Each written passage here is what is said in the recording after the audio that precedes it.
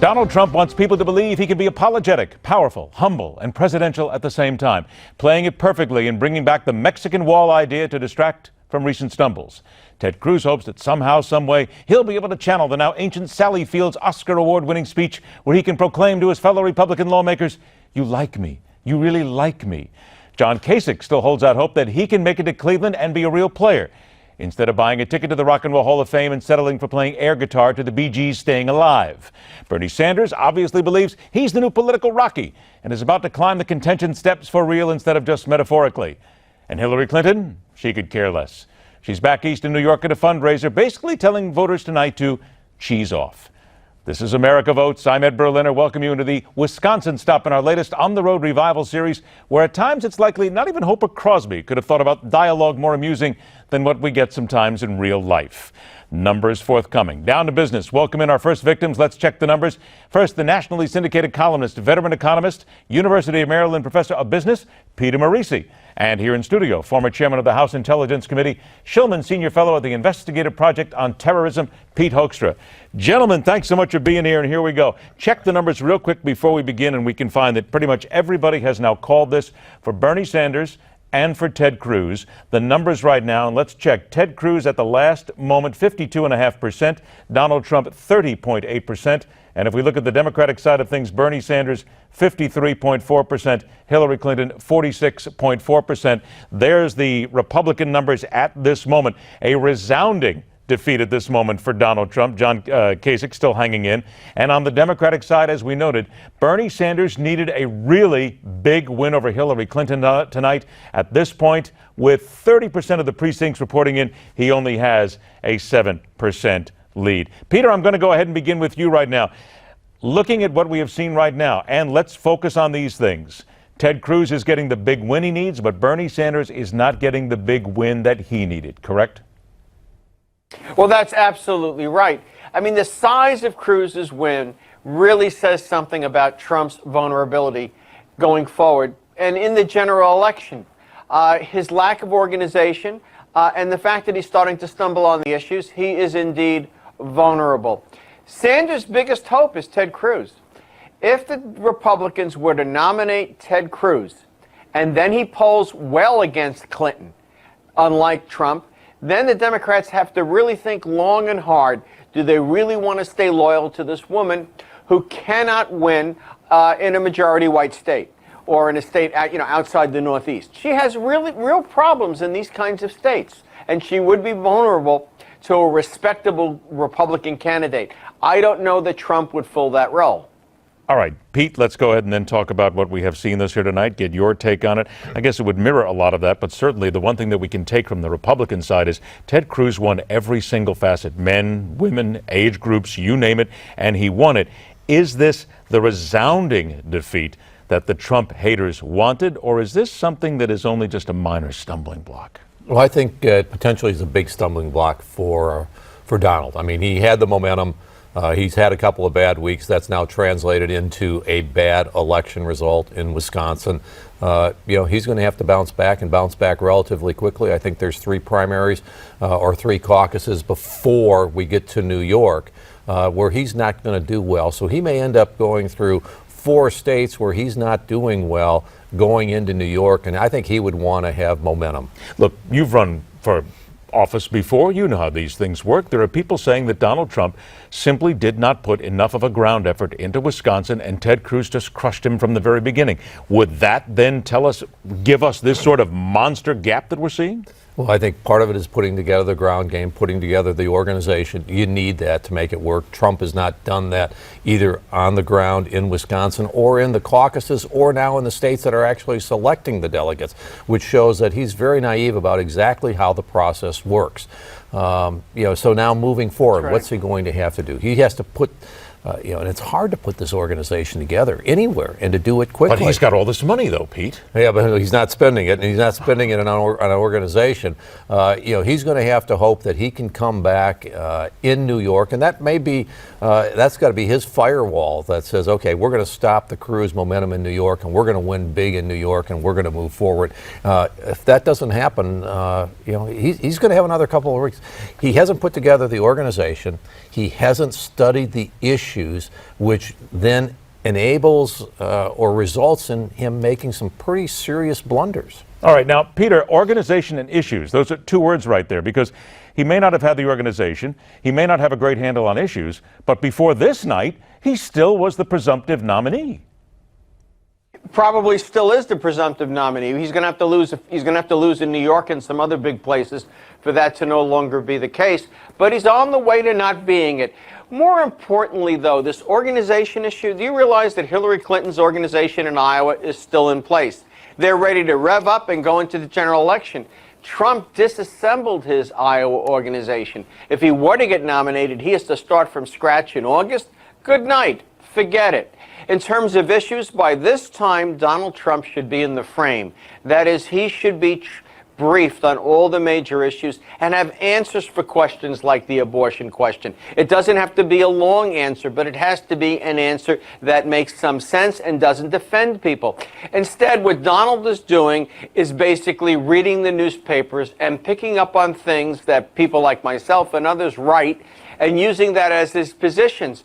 Unfortunately, he's not stitching it all together in a way that keeps him out of trouble. But why, though? But why, Peter? I mean, that's the question. Look, he's got all the money. He's got all the people behind him. Look, we're hearing some rumors right now that there's apparently some low morale issues here. He's letting some technical people go from his campaign. But to you first, Peter, why then is he not learning all these answers? He's not a stupid man. No, but he's not a competent politician either. He's not even a competent Washington type. If you parachuted someone like me into his circumstances 4 months ago, we would have known better. I would have known better than to talk about the Middle East without Middle East experts. So would you. You know, there's a certain amount of disdain and a certain, let me give you a good example. I got called by a guy who owns a small business, you know, maybe a couple of hundred employees in northwestern Pennsylvania one day. And he said to me, Peter, you know, I'm interested in public policy. I'd like to get on TV and write articles for newspapers like you. Would you please tell me how I could get that done? And I said to him, you know, I'd like to run your business for you. Will you let me do that? And he said, oh, no, you'd never be able to do that. Hey, well, what makes you think you can just run on down here? That's Donald Trump. Whether you own, 15 hotels that are worth $600 billion or have a little cutlery firm in Georgia, these guys seem to think what we do, it just doesn't take a lot of skill, experience, knowledge, and background. It does. The reality is Donald Trump is wanting. I've measured him against my meter, and he comes up at 20. You know, he's just not there. He just doesn't have enough. Wow. Okay. Tell us how you really think, maybe, Peter. We'll get to that later. But, Pete, let me come to you. I like his position on some issues, but he just doesn't measure up as a politician. He's not going to. What Peter says a lot of people feel is exactly true. But I've got to come back to this, though, Pete. He still has this massive amount of people behind him. These acolytes, followers, whatever you want to call them, they will follow him into the gates of hell. So he still has these people that, and you even mentioned New York and Pennsylvania are still going to vote for him. He's got one third of 50% of the United States. He's got half of the population is voting in the Republican primary, and he's got about 35% of them. That comes out to 16%. He keeps hearing Peter and Peter. That's right. Hang on, Peter Morici. Hang on one sec here. Pete Hoekstra, go for it. Oh, I'm sorry. Well, I think the worst kind of candidate you have is a candidate who is also managing the campaign. I've talked to people who know Donald Trump, and they've said what he's doing in this campaign is he wakes up in the morning, he's his own advisor, he decides what he's going to do that day, what he's going to decide, what he's going to say, and those types of things. That is an awful candidate. You need to have a candidate that recognizes you're going through this whole range of issues, from abortion to North Korea to ISIS to the economy to the border and these kinds of things. He cannot be the master of all of those issues. He has not taken the time to study and to learn those issues and actually be able to make it through an interview, to make it through a town hall meeting without stumbling on some of those issues. But his followers don't care, Pete. They don't care because they're starting to care, but right now they're just absolutely furious. But who are his followers? politicians and those types of things, and they're willing to accept some of those stumbles. But I think moving forward, you're going to have two things. They're not going to accept that long term because we're now actually getting close to nominating a person that may be the next president, and so they're going to start taking a look at that. The second thing that they're going to start taking a look at, who actually can beat Hillary Clinton in November, and on that measure, he is also very wanting. All right, Pete Hoekstra and Peter Morici, hang on just one sec, because I want to hear now from Ted Cruz, who within the last 20 minutes or so handed off his victory speech, if you will, had his moment in the sun. Here's what he said. God bless the great state of Wisconsin.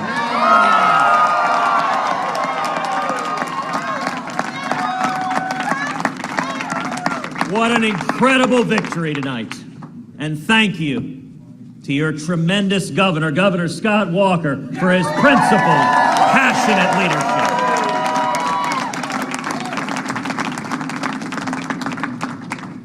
Tonight is a turning point. It is a rallying cry. It is a call from the hardworking men and women of Wisconsin to the people of America. We have a choice, a real choice. The national political terrain began to change 2 weeks ago. Now, gentlemen, what it would seem we do not have a choice of is a contested convention at this point. Basically, everybody you read now says that this will pretty much guarantee it. Here's an exit poll from NBC News, which was interesting because Donald Trump has said, and his people have said, let's get rid of the 1237 delegates at this point. 56% of Wisconsin Republicans believe the nomination should go to the candidate with the most delegates, even if he doesn't clinch it outright. First, Peter Morici, I come to you first on this one. Donald Trump has had an effect here now because these are the Trump people mostly who are saying, just give us the most votes, we're in. End of story. That's going to be an argument at the convention.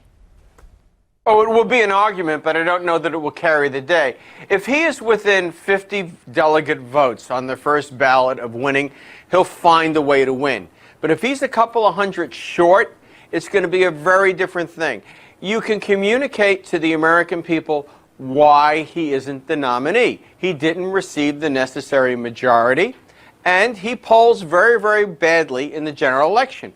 I mean, he's got this large group of white, uneducated males who have good reason to be angry. They do.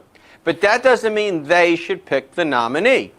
It's going to be possible if he comes up with only 80% of the delegates that he needs to go to a third person. It might not be Cruz, and it certainly won't be Kasich. Okay. Kasich, goodness. Hang on there, because you mentioned Kasich, and I want to get to John Kasich with you right now, because earlier this evening on the Hardline, we had some discussions with people who said that maybe John Kasich is angling for the vice president's role. Maybe there's going to be some sort of a gathering between Cruz and Kasich to figure out how they can actually get together, even though they seem to be fighting at this moment right now. And Ted Cruz is still rampantly angry at John Kasich for even being here right now. I think Peter's right, but we're also 3 months out. If Trump ends up somewhere around 1,000, 1,050 delegates, I think all bets are off. I still think it ends up being one of the three people that are out and campaigning right now. John has to do better in the states coming up. If John wants to be the nominee, he has to show some momentum going in. He can't continue to have results of, somewhere between 15 and 25% in these polls. He's got to start winning or coming very close to winning in some of these states. Do you see him, though, John Kasich, as the guy who will do what he can to get to that convention? And even if he just basically crawls in here, would he accept a vice president's role? Would he even think about working with Ted Cruz? I think, I'm a surrogate for John. I think John would be a great vice president. With the background and the knowledge, he could bring a lot to a Cruz. He could bring a lot to a Donald Trump. I'm not sure it's in his DNA, but I think if one of those two gentlemen came to him and asked him to be a VP, from my opinion, it would be very, very difficult for John to say no. I also know John Kasich. He'd probably shoot me if he heard me saying this. Please don't do that right now. No, we would like you to hang around for a little while here. Right. Pete, I know you got to leave. Thank you so much for joining us. It's always a pleasure to have you in the studio. Thank you so much, my friend. Peter Morici, if you would, hang tight in Washington, D.C., because we're going to come to you a little bit later on in the special, because we still have a whole lot more to talk about. What we have to talk about at this point is the fact that everybody has now basically spoken, because it is Ted Cruz on the Republican side. It is Bernie Sanders on the Democratic side. We still have to talk about the left as well, because Bernie Sanders right now, he too is talking about a contested convention. This is where it really all starts to change and get very interesting. Stay with us. America Votes continues right here on Newsmax.